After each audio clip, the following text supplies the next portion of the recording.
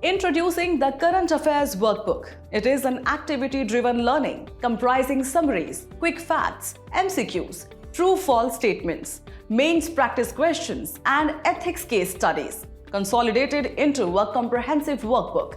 Dive into our monthly magazine summary, a concise overview capturing key insights, events, and trends of the month. Unlock the power of our Quick Facts block, your rapid reference toolkit with essential facts, figures, and critical statistics. Experience our dynamic activities like MCQs and true-false statements to subjective questions and ethics case studies that refine your analytical thinking and articulation skills. Track your progress with our dedicated self-evaluation page, your personal growth monitoring and improvement tool.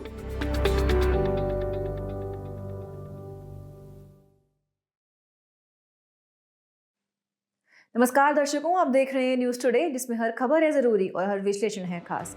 बात करते हैं मुख्य सुर्खियों की। रूस ने काला सागर तट पर तेल प्रदूषण के बाद संघीय स्तर पर आपातकाल घोषित किया। स्मार्ट सिटीज मिशन पर प्रभाव आकलन अध्ययन जारी किया गया। राष्ट्रीय हरित अधिकरण (एनजीटी) ने दिल्ली में ओजोन का स्तर तय सीमा से अधिक होने पर केंद्र को नोटिस जारी किया। एनटीपीसी लिमिटेड ने थोरियम आधारित परमाणु ऊर्जा समाधान की संभावना तलाशने के लिए सीसीटीई के साथ साझेदारी की। 2014 से 2016 के बीच प्रशांत महासागरीय हीट वेव की वजह से अलास्का में 4 मिलियन समुद्री पक्षियों की मृत्यु हो गई। जैव विविधता और पारिस्थितिकी तंत्र सेवाओं पर अंतर सरकारी मंच यानी IPBES ने ट्रांसफॉर्मेटिव चेंज रिपोर्ट जारी की। चलिए बुलेटिन की शुरुआत करते हैं और रुख करते हैं आज की पहली मुख्य खबर की ओर। रूस ने काला सागर तट पर तेल प्रदूषण के बाद संघीय स्तर पर आपातकाल घोषित किया। केर्च जल संधि में तूफान से क्षतिग्रस्त तेल टैंकरों से तेल का रिसाव हुआ है। इसकी वजह से मौजूद नामक हजारों टन भारी ईंधन तेल समुद्र में फैल गया। चलिए सबसे पहले तेल प्रदूषण के बारे में बात करते हैं। तेल प्रदूषण वास्तव में जहाजों, विशेष रूप से टैंकरों, समुद्री प्लेटफॉर्म्स और पाइपलाइनों से तेल का दुर्घटनावश या इरादतन रिसाव है। समुद्री पर्यावरण में तेल का रिसाव प्राकृतिक स्रोतों से और भूमि स्रोतों से भी हो सकता है। तेल रिसाव के भूमि स्रोतों में अनुपचारित सीवेज और वर्षा जल प्रवाह, नदियों का प्रदूषित जल, तटीय रिफाइनरी, तेल भंडारण सुविधाएं आदि शामिल हैं। आपको बता दें, तेल खारे पानी पर तैरता है और जल की सतह पर तेजी से फैलकर एक पतली परत बनाता है। इसे तेल की परत यानी ऑयल स्लिक कहा जाता है। चलिए अब तेल प्रदूषण के प्रभाव जानते हैं। सबसे पहले पर्यावरण पर प्रभाव को देखें तो इससे जैव विविधता को खतरा है, क्योंकि समुद्री स्तनधारी मछलियां, कछुए और समुद्री पक्षी जैसे जीव विषाक्तता, हाइपोथर्मिया, डूबने, श्वास मार्ग को नुकसान, इंसुलेट क्षमता कम होने जैसे खतरों का सामना करते हैं। दूसरा है तटीय और समुद्री पर्यावासों पर प्रभाव।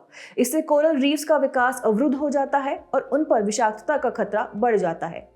इसके अलावा मैंग्रोव, दलदल और समुद्री घास को या तो नुकसान पहुंचता है या वे नष्ट हो जाते हैं।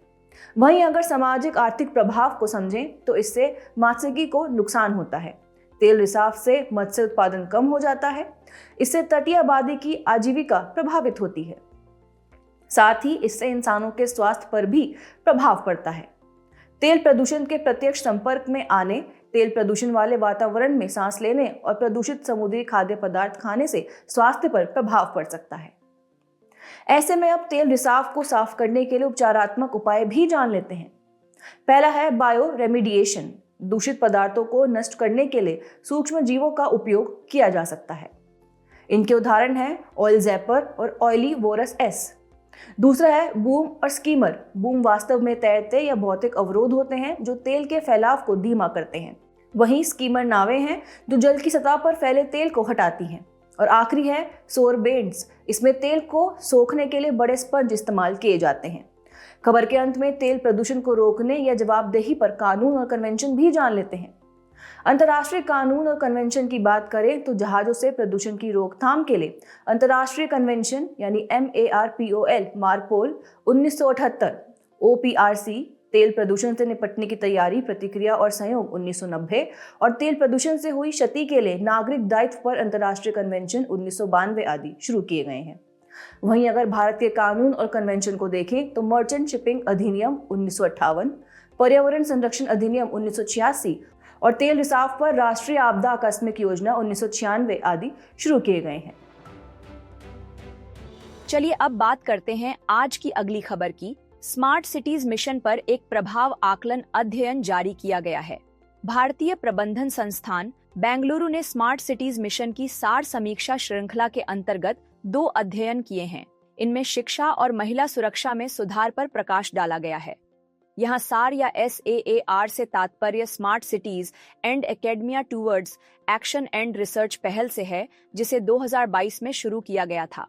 इसके तहत स्मार्ट सिटीज मिशन ने समीक्षा श्रृंखला के रूप में 50 प्रभाव आकलन अनुसंधान अध्ययन शुरू किए हैं।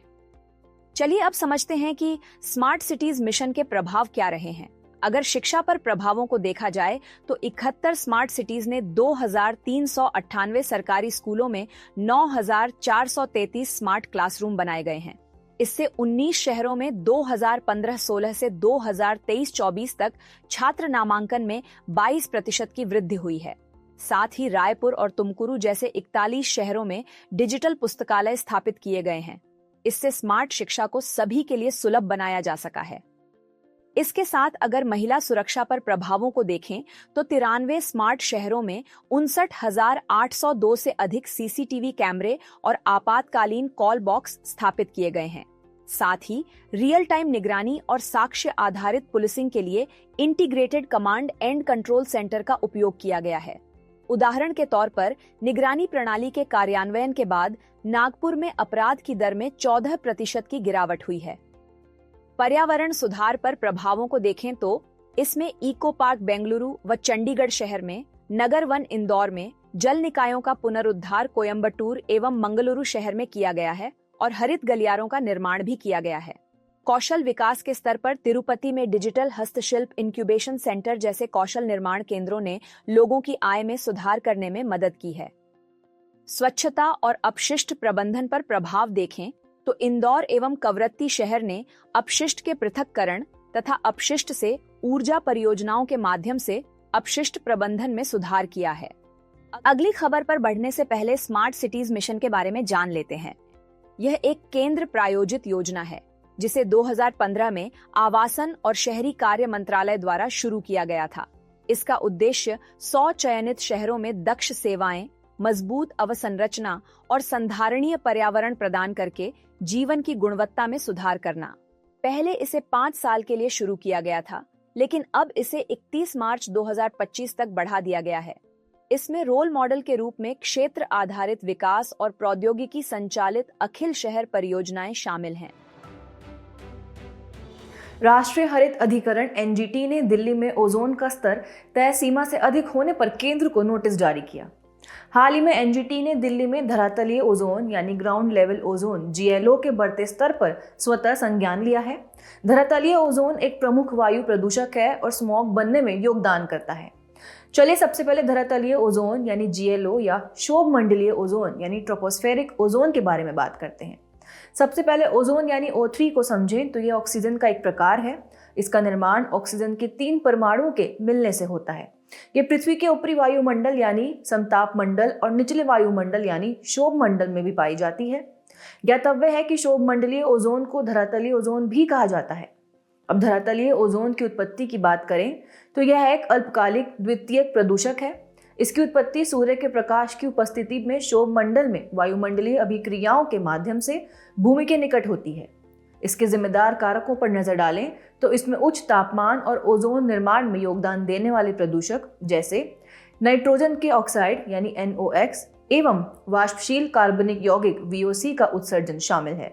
इसके अलावा गर्मियों के मौसम में तापमान बढ़ने से ओजोन बनने की प्रक्रिया भी तेज हो जाती है।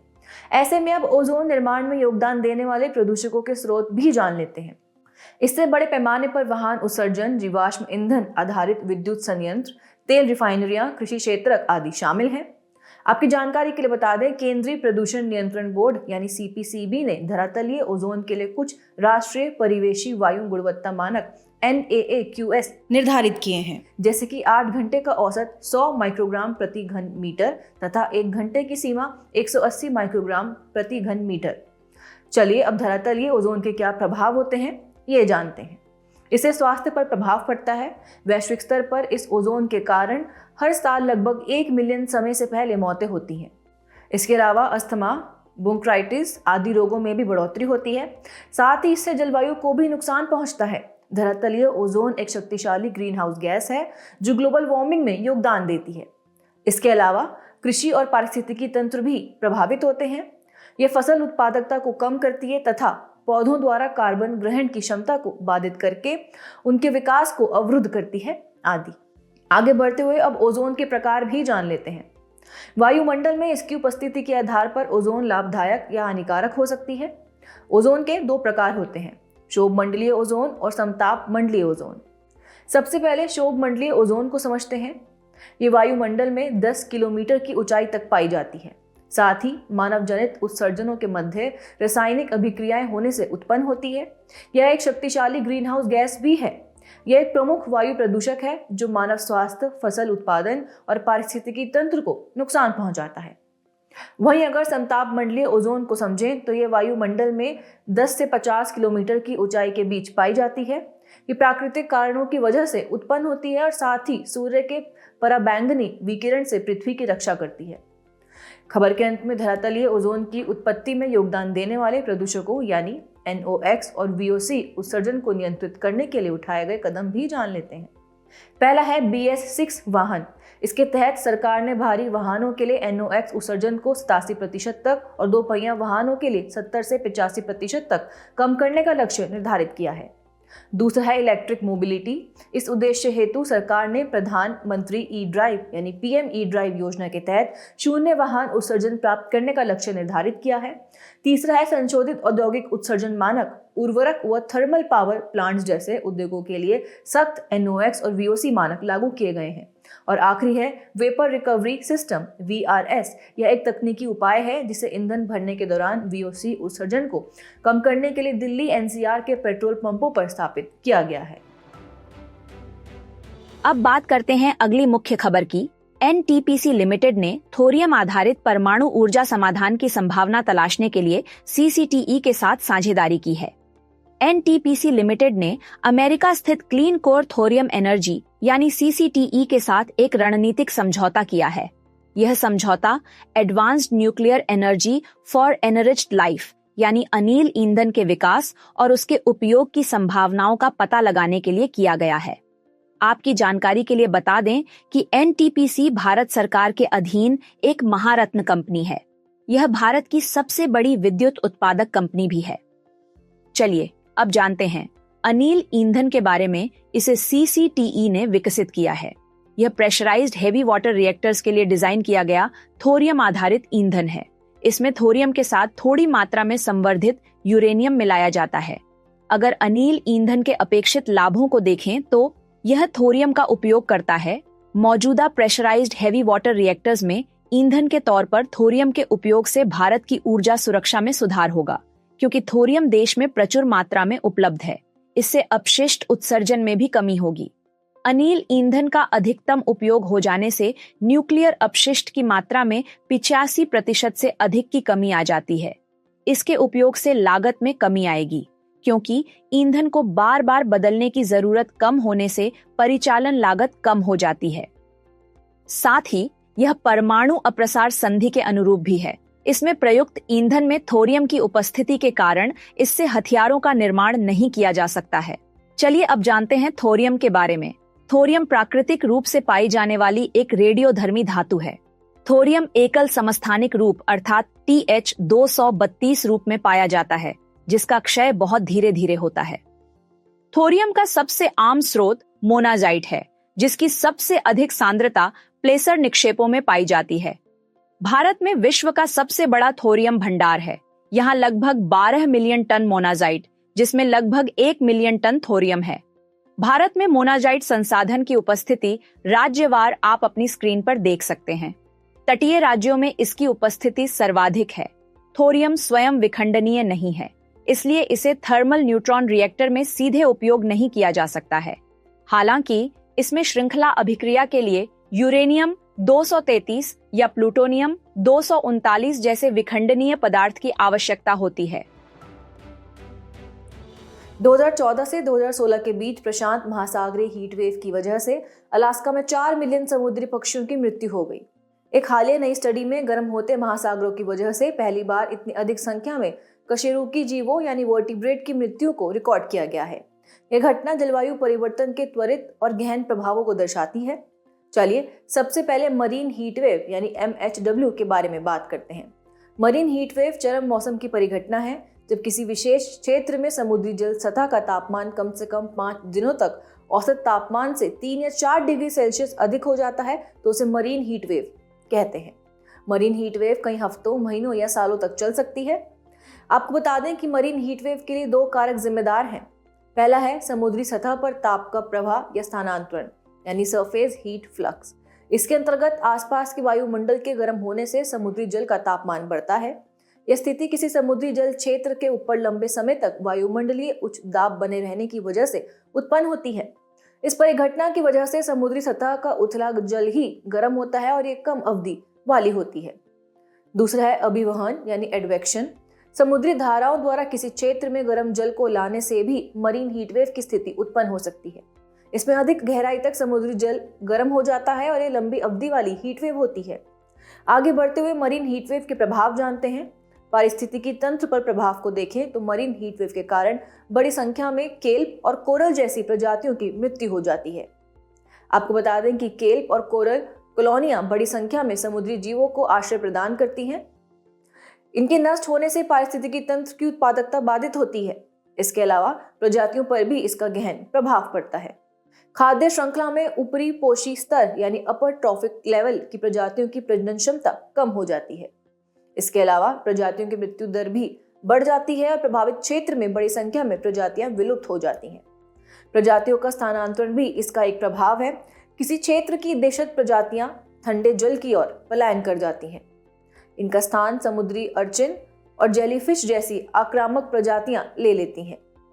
वहीं अगर हानिकारक शैवाल प्रस्फुटन परिघटना यानी हार्मफुल अल्गल ब्लूम को देखें तो उच्च तापमान और ऑक्सीजन की कमी से क्षेत्र में हानिकारक शैवालों की संख्या में अप्रत्याशित वृद्धि हो जाती है। इसे हानिकारक शैवाल प्रस्फुटन परिघटना कहा जाता है। और आखिरी है चरम मौसम का बढ़ना। मरीन हीटवेव की वजह से अधिक प्रबल और अधिक संख्या में उष्णकटिबंधीय चक्रवात एवं हरिकेन जैसी चरम मौसम की परिघटनाएं उत्पन्न होती हैं। चलिए अब मरीन हीटवेव की संख्या पर भी एक नजर डालते हैं। 1982 के बाद से मरीन हीटवेव परिघटनाओं की संख्या 2 गुनी हो गई है। उष्णकटिबंधीय हिंद महासागर में मरीन हीटवेव की संख्या में 4 गुना तक की वृद्धि दर्ज की गई है। हिंद महासागर क्षेत्र में तेजी से बढ़ती गर्मी और प्रबल अल नीनो प्रभाव ने भी इसमें योगदान दिया है। पूरी दुनिया में मरीन हीटवेव वाले औसत दिवसों की कुल संख्या में पिछली सदी की तुलना में 50% की वृद्धि दर्ज की गई है। अब बढ़ते हैं अगली खबर की ओर। जैव विविधता और पारिस्थितिकी तंत्र सेवाओं पर अंतर सरकारी मंच यानी IPBES ने ट्रांसफॉर्मेटिव चेंज रिपोर्ट जारी की है। इस रिपोर्ट को 2 और रूपों में भी जाना जाता है। पहला है जैव विविधता हानि के लिए जिम्मेदार कारणों और रूपांतरकारी परिवर्तन के निर्धारकों पर रिपोर्ट तथा दूसरा है जैव विविधता के लिए 2050 विजन को प्राप्त करने के विकल्पों पर आकलन रिपोर्ट। चलिए अब जानते हैं रूपांतरकारी परिवर्तन यानी ट्रांसफॉर्मेटिव चेंज के बारे में। इसका अर्थ विचारों, सोचने के तरीके, संरचनाओं या संगठन और शासन के तरीके तथा पद्धतियों अर्थात काम करने व व्यवहार करने के तरीके में व्यापक एवं मौलिक बदलाव होना है।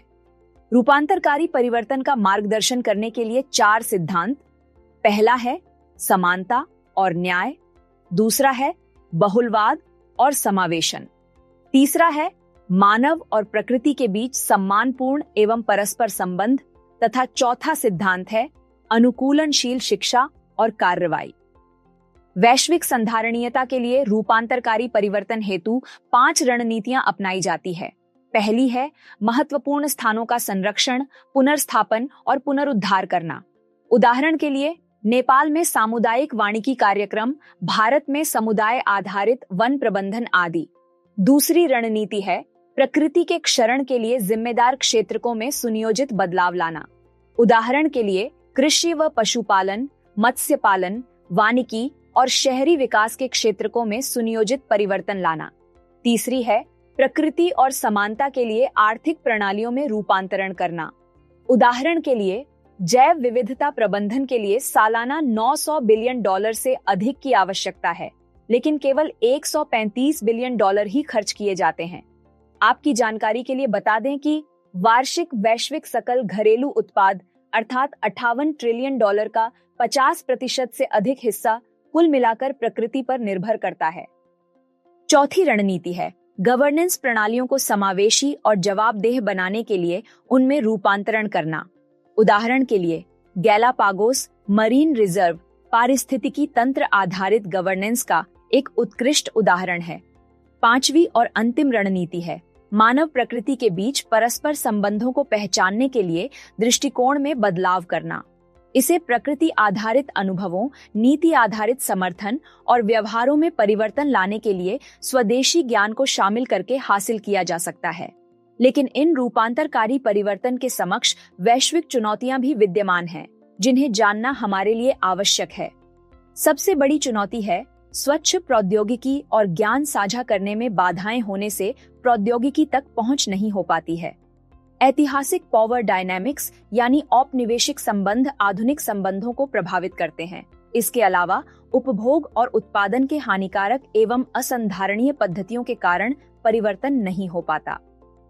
साथ ही वैश्विक स्तर पर धन और संसाधनों में असमानताएं, वर्तमान जरूरतों को पूरा करने के लिए नीतियों और संस्थानों की कमी आदि भी चुनौती के रूप में विद्यमान है। आगे बढ़ने से पहले जैव विविधता और पारिस्थितिकी तंत्र सेवाओं पर अंतर सरकारी मंच के बारे में जान लेते हैं। इसे 2012 में स्थापित किया गया था। इसका उद्देश्य जैव विविधता के संरक्षण एवं संधारणीय उपयोग, मानव कल्याण और सतत विकास के लिए जैव विविधता व पारिस्थितिकी तंत्र सेवाओं हेतु विज्ञान नीति जुड़ाव को मजबूत करना है। जर्मनी के बॉन में इसका सचिवालय स्थित है। यह एक स्वतंत्र अंतर सरकारी निकाय है जिसमें 150 सदस्य देश शामिल हैं। भारत इसका संस्थापक सदस्य है। यहाँ यह जानना भी महत्वपूर्ण है कि यह संयुक्त राष्ट्र की इकाई नहीं है, लेकिन संयुक्त राष्ट्र पर्यावरण कार्यक्रम IPBES को सचिवालय सेवाएं प्रदान करता है। चलिए बढ़ते हैं हमारे खास सेगमेंट सुर्खियों में रहे स्थल की तरफ। आज हम बात करेंगे दक्षिण कोरिया की, जिसकी राजधानी है सियोल। हाल ही में 181 लोगों को लेकर बैंकॉक से दक्षिण कोरिया जा रहा जेजू एयर का विमान उतरते समय दुर्घटनाग्रस्त हो गया। इस दुर्घटना में 179 लोगों की मौत हो गई। इसकी भौगोलिक अवस्थिति की बात करें तो यह एक पूर्वी एशियाई देश है। इसकी सीमाएं केवल उत्तर कोरिया से उत्तर दिशा में लगती हैं तथा इन सीमाओं की अत्यधिक सुरक्षा की जाती है। आपको बता दें कि 38 डिग्री उत्तरी अक्षांश या समानांतर रेखा इसे उत्तर कोरिया से अलग करती है। यह रेखा असैनिकीकृत है। वहीं इसकी समुद्री सीमाएं देखें तो यह 3 तरफ से जल से घिरा हुआ है। इसके पूर्व में पूर्वी सागर या जापान सागर, दक्षिण में पूर्वी चीन सागर तथा पश्चिम में पीत सागर या येलो सी है। बढ़ते हैं भौगोलिक विशेषताओं की तरफ। दक्षिण कोरिया में पश्चिमी और दक्षिणी क्षेत्र उपजाऊ मैदान है। यहाँ का जेजू द्वीप सबसे बड़ा द्वीप है तथा यह कोरिया जल संधि में स्थित है। इसकी प्रमुख पर्वत श्रृंखलाओं में ताइबेक, जो कि पूर्वी तट पर स्थित है, और सौबेक शामिल हैं। इसकी सबसे ऊंची चोटी जेजू द्वीप पर माउंट हल्ला है तथा इसकी प्रमुख नदियां हान, ग्युम, नाकडोंग आदि हैं। चलिए बुलेटिन के आखिर में बढ़ते हैं आज की संक्षिप्त सुर्खियों की तरफ। भारतीय थल सेना की टुकड़ी 18वीं बटालियन स्तर के संयुक्त सैन्य अभ्यास सूर्य किरण में भाग लेने के लिए नेपाल रवाना हुई। ऑपरेशन सूर्य किरण भारत और नेपाल के बीच बारी बारी से आयोजित होने वाला एक वार्षिक संयुक्त सैन्य अभ्यास है। दिल्ली हाई कोर्ट ने प्रधानमंत्री आयुष्मान भारत स्वास्थ्य अवसंरचना मिशन को लागू करने के लिए केंद्रीय स्वास्थ्य और परिवार कल्याण मंत्रालय तथा दिल्ली सरकार के बीच एक समझौता ज्ञापन संपन्न करने का आदेश दिया है। RBI के आंकड़ों के अनुसार नवंबर 2024 में रुपये का वास्तविक प्रभावी विनिमय दर यानी REER सूचकांक रिकॉर्ड 108.14 पर पहुंच गया। 2024 में इसमें 4.5% की वृद्धि दर्ज की गई है। आपको बता दें कि प्रभावी विनिमय दर अन्य मुद्राओं के एक समूह के सापेक्ष किसी मुद्रा के मूल्य को मापती है। भारतीय वन्यजीव संस्थान देहरादून ने कोरिंगा वन्यजीव अभयारण्य में भारत की पहली फिशिंग कैट कॉलरिंग परियोजना शुरू करने की घोषणा की। कोरिंगा अभयारण्य आंध्र प्रदेश के गोदावरी मुहाने में अवस्थित है। व्यापार उपचार महानिदेशालय DGTR ने चीन और 5 अन्य देशों से पॉलीविनाइल क्लोराइड यानी PVC पेस्ट रेजिन के आयात पर एंटी डंपिंग ड्यूटी लगाने की सिफारिश की। शोधकर्ताओं ने 30 किलोमीटर लंबे फाइबर ऑप्टिक केबल से होकर प्रकाश की क्वांटम अवस्था को सफलतापूर्वक टेलीपोर्ट किया। यह सफलता क्वांटम और क्लासिकल नेटवर्क्स के लिए समान अवसंरचनाओं के उपयोग की क्षमता को दर्शाती है। कामराजर पत्तन ने कार्गो हैंडलिंग क्षमता में 154% की वृद्धि दर्ज की है। यह तमिलनाडु में चेन्नई पत्तन से 24 किलोमीटर उत्तर में कोरोमंडल तट पर स्थित है। भारत ऑस्ट्रेलिया आर्थिक सहयोग और व्यापार समझौता ECTA 2 साल की उल्लेखनीय सफलता का प्रतीक है। ECTA समझौता 2022 में लागू हुआ था। जाने से पहले आपकी समझ की परीक्षा के लिए डालते हैं एक नजर हमारे स्पेशल सेगमेंट प्रश्नोत्तरी पर।